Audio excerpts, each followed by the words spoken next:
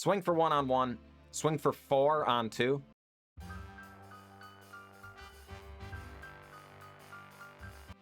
Greetings, everyone. I'm glad to be here, and I'm glad that you are here. Today's nonsense is over here in Standard, and we are trying to meet the needs of our more aggressive players out there.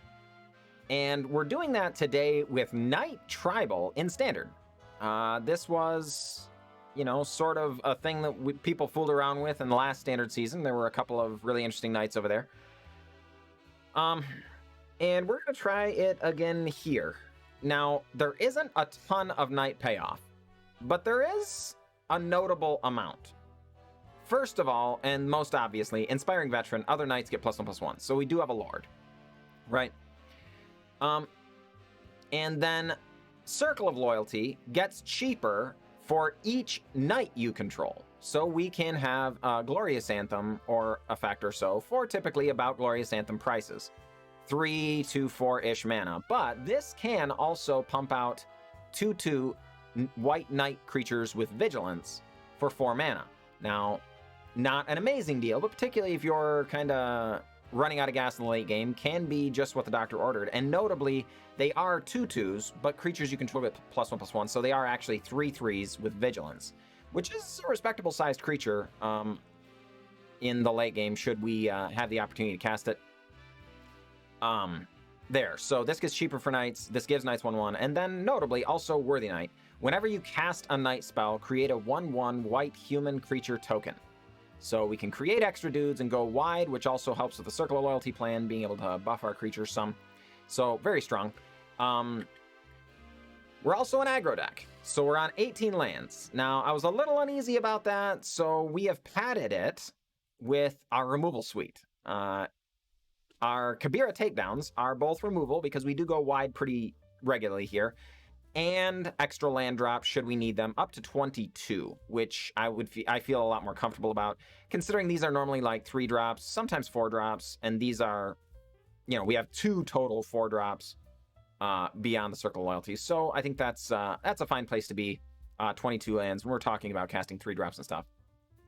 But the meat of our deck is here in the 1 and 2 drop slot, obviously, because of course the Worthy Knights are also, and Inspiring Veterans are also 2 drops. And then the Bonecrusher Giants are half of a 2 drop, right? And the Rimrock Knight, technically a 1 drop and a 2 drop, darn it. So we are intending to be pretty aggressive. Our ideal draw is something like Fervent Champion, because holy crud, that's always amazing. But also just some combination of Worthy Knights and Fervent Champions into, Venerable Knights and Fervent Champions into Worthy Knight or Inspiring Veteran, and hopefully a little bit of interaction, and then later on be able to win the game just via attacks. So what are our other notable cards here? This is technically a Knight synergy. When it enters, if you control another Knight, you can look at the top cards of your library. You can reveal a Knight, aura, equipment, or legendary artifact from among them, put it into your hand. So this can get Circle of Loyalties. It can also get other Knights, notably. So a little bit of a payoff, but there's only 2 because it's we don't have that many Knights, all things considered. We do have 24 total Knights. But considering we're only looking at the top 5 cards, which is 1 less than Collect a Company, you would typically like a couple more, you know, as many as like 28 to make this a reliable hit. So I think the fact that it's just a big Knight, a 3/3 for 3, is justifiable. The fact that this can also hit these means we're at technically like 27 hits. So, you know, it could be worse. But I'm not certain it's going to be super, super reliable. That said, the Kabira Takedowns, obviously, again, removal. Luminarch Aspirant, not a Knight, but putting 1/1 counters distributed throughout our team in removal-heavy matchups, when we are on the play specifically, being able to start getting aggressive and keep our creatures growing every turn, very, very strong when we're able to maintain our onboard presence in this style deck, very good. And then notably some Skyclave Apparitions. I think the card is very good. And I think it works very well here. We're only on 3, and that makes me a little uncomfortable. I think I would rather have the 4th over the Kabira Takedown, but I think if we pull a Kabira Takedown, we've got to go up another land. So that's kind of the way it is for now. That said, let's go ahead and take out for a spin and see how we actually feel about it, darn it.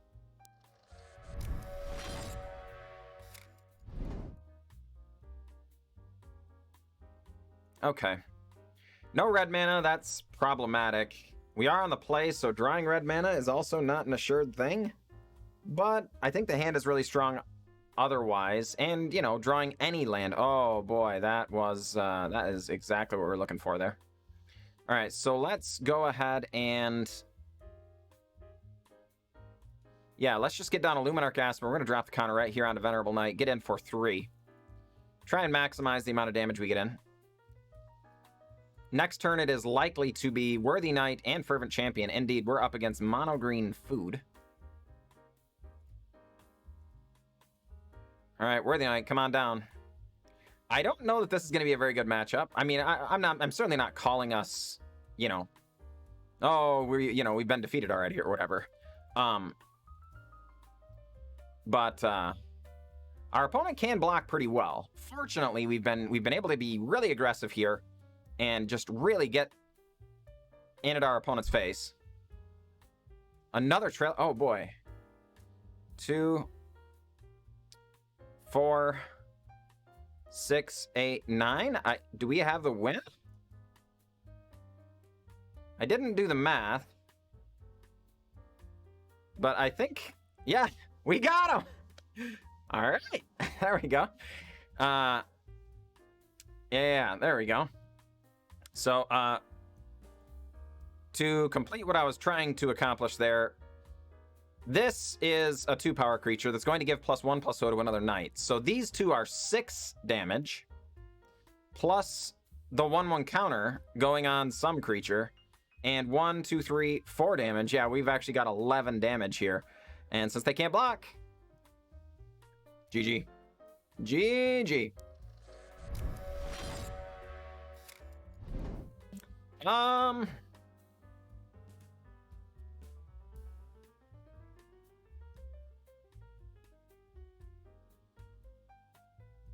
I don't know, folks.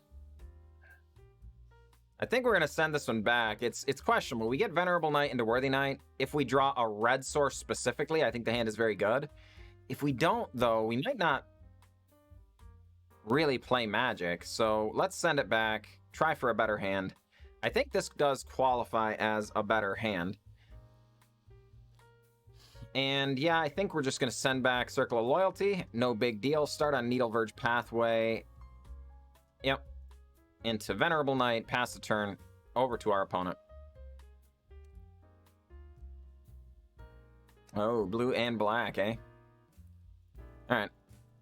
Are we up against rogues?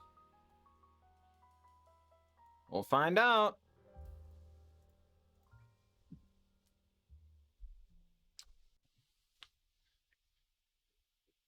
Jawari Disruption. Alright, fair enough. Could still be rogues, could be blue-black control. They're on Ashiok sleeves. So, you know, that doesn't really mean anything. It means they like blue-black more than it means anything else, right? But it could mean something. So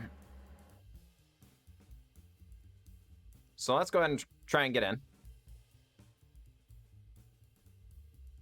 Thieves Guild Enforcer coming on down. Sure. Well, then we're going to stomp it because we don't want that creature around anyway.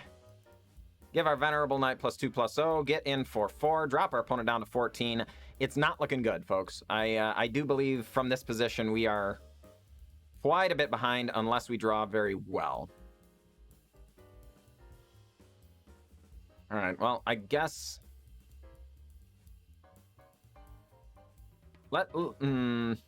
yeah, let's actually just get in. See what happens. Okay. Bonecrusher Giant. Ashiok's Erasure. Okay. Yeah, we were pretty sure our opponent was going to interact not super favorably with whatever we played. At least this way, we use our mana as appropriately as possible. Oh. That's interesting. All right.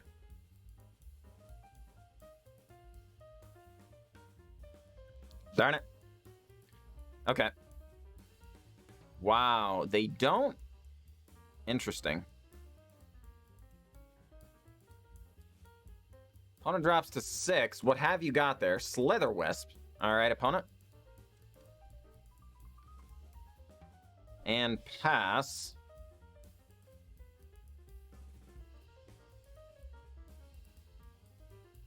Kabira Takedown.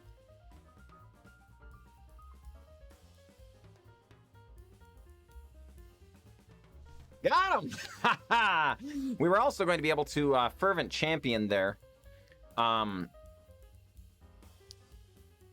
And even though it would basically be suiciding in, more or less, attacking as a 1-power creature into a 2-toughness blocker, they're only at 6, right? So this is going to give another knight +1/+0. So we give Inspiring Veteran the 3rd power, and either or any 2 of these are lethal. So now we kill this.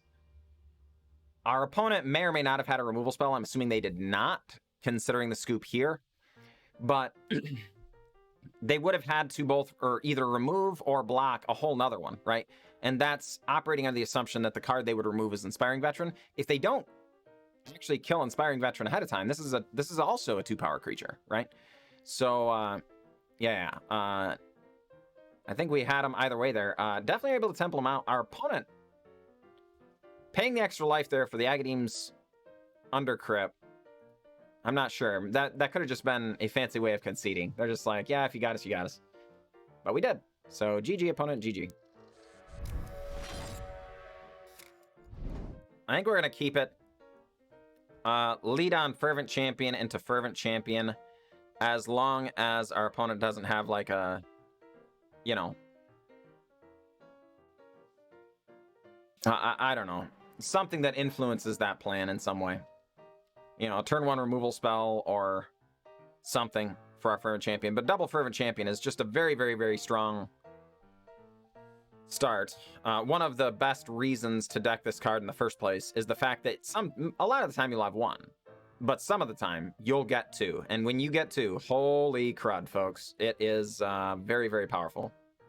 Swing for 1 on 1, swing for 4 on 2. Holy crud.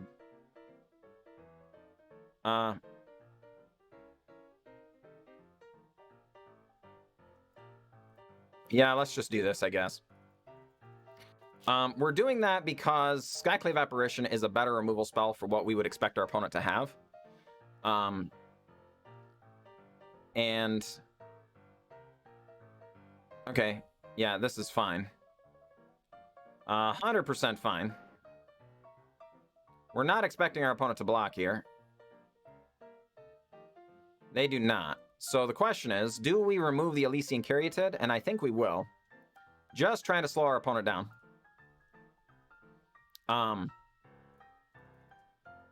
We are attacking for 6 next turn if they do nothing. Beanstalk Giant, good heavens, yeah. That's a good card, but oh my word. Sure.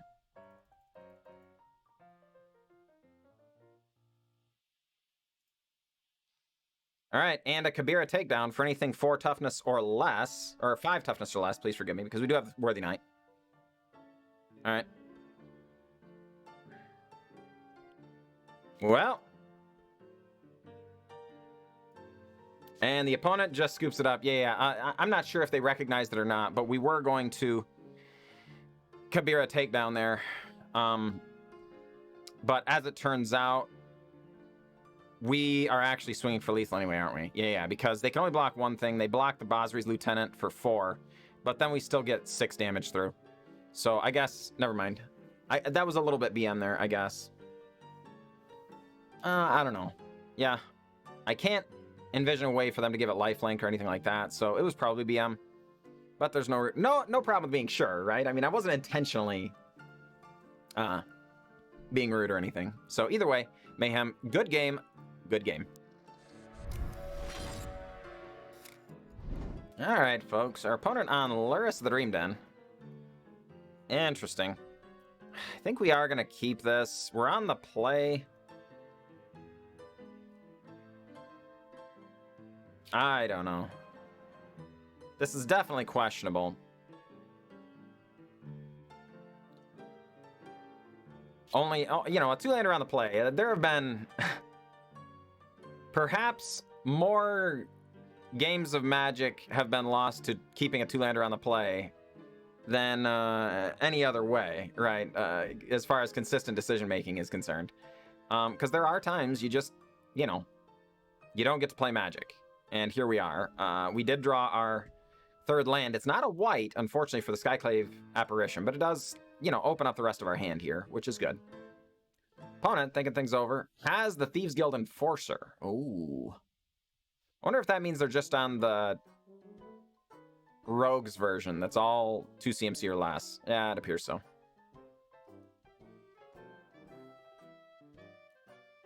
Opponent thinking things over. Merfolk Windrobber is the cast during the main phase. Sure. A couple of things get milled over. Opponent does not choose to interact further, unsurprisingly. Alright, so let's kill the Thieves Guild Enforcer and pass, I think. We are holding on to the Rimrock Knight for now because our opponent has the 1/3s, right? That give other things 1/0 as long as there's 8 cards in our bin. And that's kind of a free block on Worthy Knight if they want it. Oh boy. Well, that's interesting, isn't it?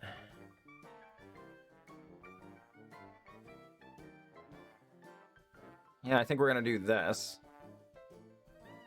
Probably going to run out the Rimrock Knight either way now, though.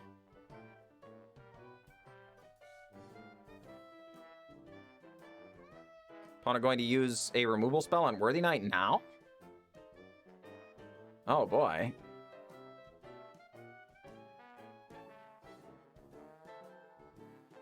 We've already got the creature, darn it.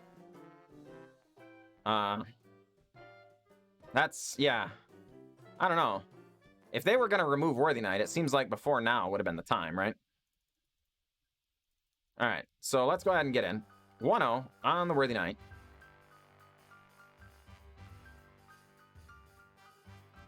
Opponent's still thinking things over. Drown in the lock on the Worthy Knight.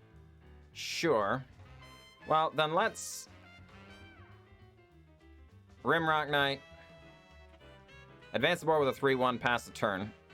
We actually kind of would like a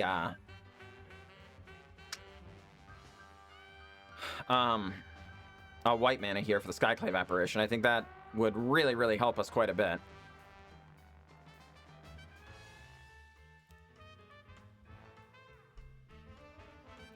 Hey, there we go. All right, well.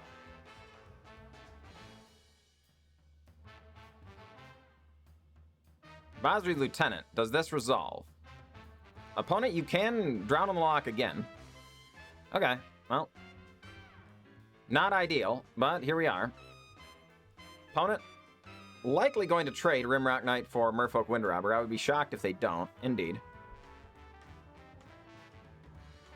Alright, and we pass. Opponent with 6 cards in hand. Oh boy, they do finally find the extra land.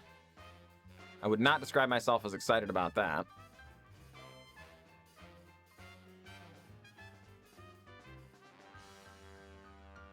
Opponent looking through our bin. I don't like that much. Okay, it's just Cling to Dust.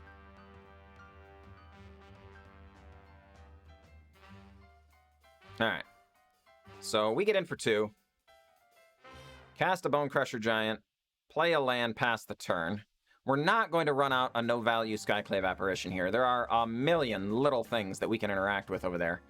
And I think that would be absolutely folly.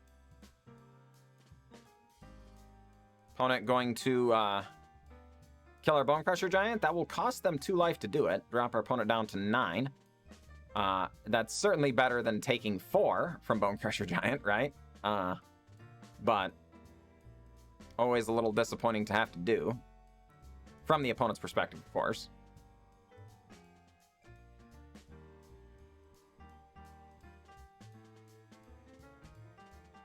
Passing to second main, thinking about it.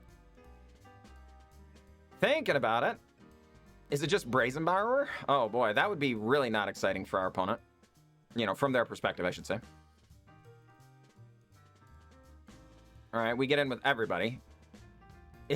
Oh, it's Heartless Act. Okay.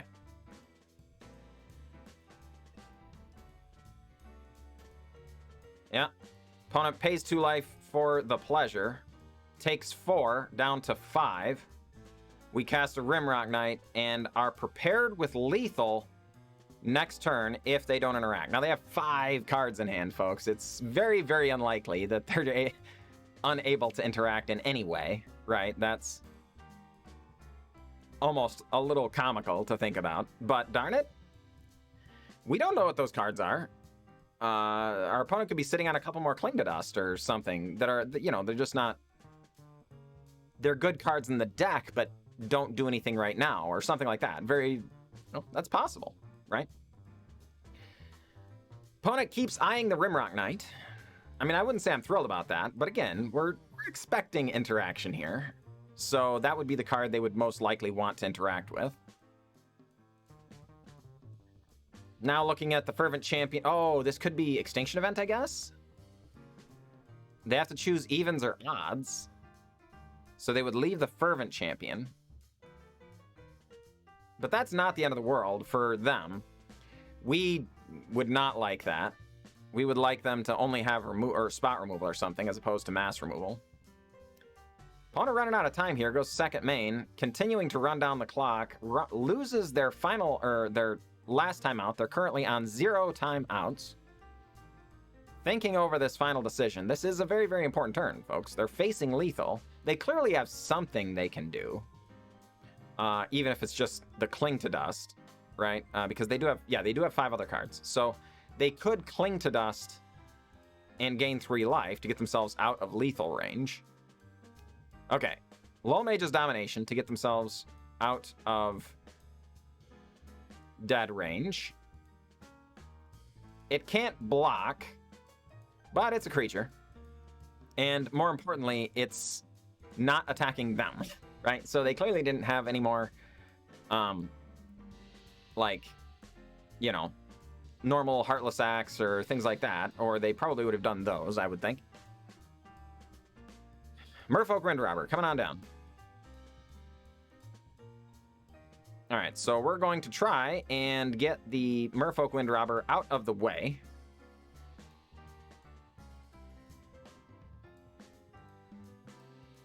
Opponent does, in fact, sacrifice.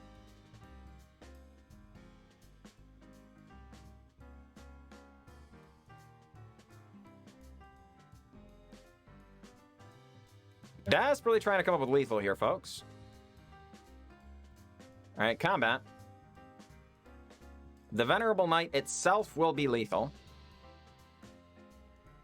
If they kill the Venerable Knight before first strike damage is dealt, they also die, right? Because the 1/1 counter will go over here onto Fervent Champion. But what they can do is wait for first strike damage to be dealt. Boom. Okay. All right. No, this is fine as well. Okay. Sure. Okay. Yeah. Counter goes over onto Fervent Champion. All right. Opponent staying alive, as they say. Oh. Staying alive. We do have 3 individually lethal threats now, and Rimrock Knight can't block. Our opponent's Cling to Dust plan, where they just gain some life to get out of range, is iffy now because that only brings them to 4, and they would only have 1 remaining mana. So, in conjunction with, they could Cling to Dust and have maybe another Thieves Guild Enforcer. Oh. Our opponent... kind of desperate there, I think. Scrying, yeah, I think we've got them, folks. I hate to counter chickens before they have proverbially hatched, but I do believe we've got them there. 1 mana, not likely to be able to handle all 3 of our attackers. though the opponent's going to think about it. Maybe they're hoping that we won't remember Rimrock Knight can't block, right? Or something. There's a non-zero amount of equity in that. Your opponents do forget things sometimes. All right, Thieves Guild Enforcer. That is definitely one of the cards they needed earlier, but does not quite get the job done now. And Dead Fun going to lose this particular video game. It was a very, very good match, though, Dead Fun. I really do appreciate it. And thank you very much for the opportunity to play against you. This deck, very, very strong, folks, the Rogue deck. I wonder if maybe they had prioritized getting Luris to hand sooner. Being able to trade with something and gain some life could have maybe brought them there, because they had to be very, very close to stabilizing since they had the end of the story there. I don't know. We were able to keep the pressure on the whole game, but as you can see, we were kind of flooding out. So, not a certain thing. Either way, we did bring home the win, though. So, thank heavens, and good game, opponent, good game.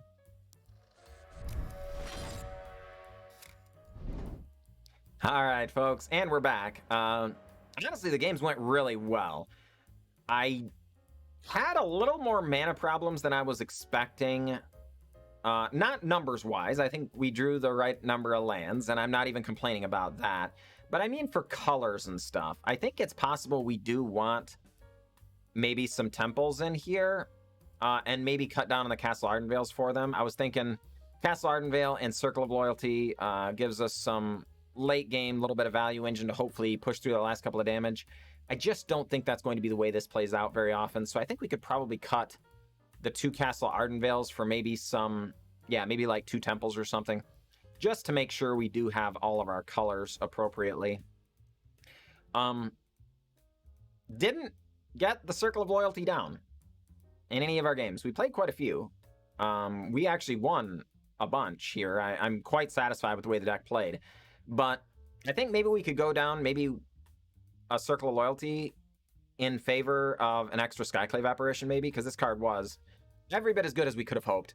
And maybe even a little better. This card is... Oh, I love it. I love it, folks. So, definitely want to see about upping those numbers. But that said, the deck was great. I think... If memory serves, we won 4, lost 2. And the games were all really quick, man. We just hammered them right out. So if you're thinking about climbing the ladder with something a little more aggressive just to get your wins in for the day or whatever, but maybe you can't justify playing mono red, or you want to do something just a little bit different, I think this is a perfectly viable solution. Like I say, I was in Diamond with, I guess that would be, what, a 66% win rate? In a very small sample size. Please understand, I'm not trotting this number out just to inflate anything, or in my ego, not the least of which. But, your mileage may vary, but definitely let me know if you do end up putting it together. A lot of these cards you might just have hanging around. You've almost certainly got the Bonecrusher Giants by now. The Skyclave Apparitions, if you didn't have, you probably should. The Luminarch Aspirants, very similarly. The card is very, very good. Now, the Worthy Knights and Fervent Champions, you likely would have had to be doing something very specific, right? You were doing Knight Tribal before, or maybe you were playing Mono Red or something like that. But I could see maybe not having those. If we cut some number of these Circle of Loyalties, maybe we just go with Glorious Anthems instead or something. That, heck, might be better. I don't even know. Then, you might not even have those, and just a couple of Basri's Lieutenants. So if you got them hanging out, great. If not, you could maybe even just go with some more Acclaimed Contenders, and it might be just fine. So, I don't know. That said, I did have a good time playing it, so I will look forward to fooling around with it again in the future, probably tonight on stream, darn it. So if you give me some improvements you think that might be able to be made to the deck, I can utilize those tonight on stream, darn it, and look forward to it.